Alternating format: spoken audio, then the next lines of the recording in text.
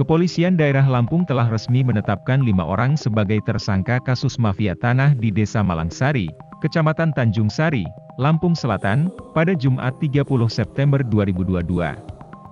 Direktur Reserse Kriminal Umum Polda Lampung, Reynold Elisa P. Hutagalung mengatakan, dari 5 orang yang ditetapkan diantaranya terdapat pensiunan purnawirawan atau Polri dan pejabat dari Badan Pertanahan Nasional atau BPN.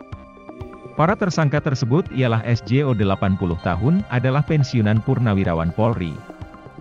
FBM 44 tahun merupakan juru ukur dari BPN, SHN 58 tahun camat Sekampung Udik, Lampung Timur, RA 49 tahun notaris dan pejabat pembuat akta tanah atau PAT dan SYT 68 tahun kepala desa Gunung Agung, Sekampung Udik, Lampung Timur.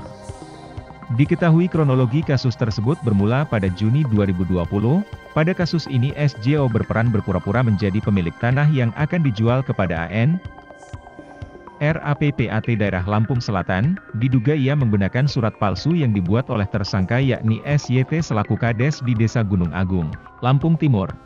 Sehingga, surat tersebut dapat diterbitkannya sertifikat hak milik oleh AN. Tersangka SYT memiliki peran mengeluarkan surat palsu di Desa Malangsari, Kecamatan Tanjung Sari, Lampung Selatan pada bulan Juni 2020 yang diterbitkan sejak tahun 2013. Sedangkan SHN selaku camat Sekampung Udik, turut mengeluarkan serta mencap stempel Sekampung Udik pada surat tanah tersebut. Reynold mengatakan bahwa SYT telah membuat surat tanah palsu yang dijual oleh SDO dan seolah-olah surat yang dibuat tersebut telah ada sejak tahun 2013. Sementara itu, peran RA selaku PPAT Daerah Kerja Lampung Selatan yang telah mengeluarkan akta jual beli atau AJB kepada tersangka SDO sehingga sertifikat tanah bisa diterbitkan.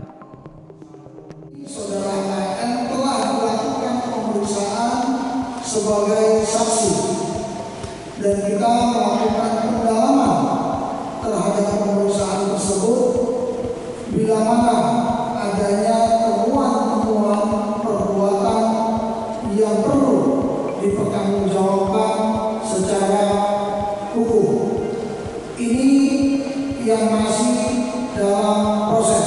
Artinya kami hari ini melakukan rilis dalam pembuktian terhadap perbuatan melawan hukum yang telah ditetapkan kepada 5 tersangka yang peran aktif dalam membuat surat palsu, menggunakan surat palsu, menempatkan keterangan palsu di dalam akta otentik sebagaimana pasal yang diterapkan yaitu pasal 23 dan 26 KUHP. Kita akan melakukan pendalaman maksimal pada peran saudara AN dalam hal ini apakah ada perbuatan melawan hukum.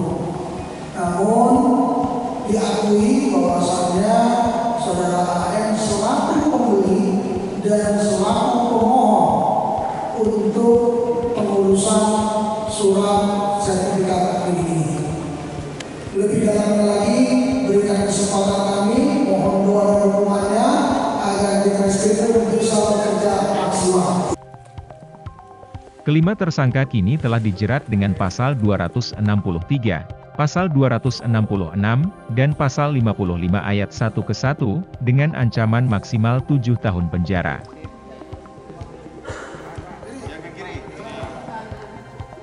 Tahan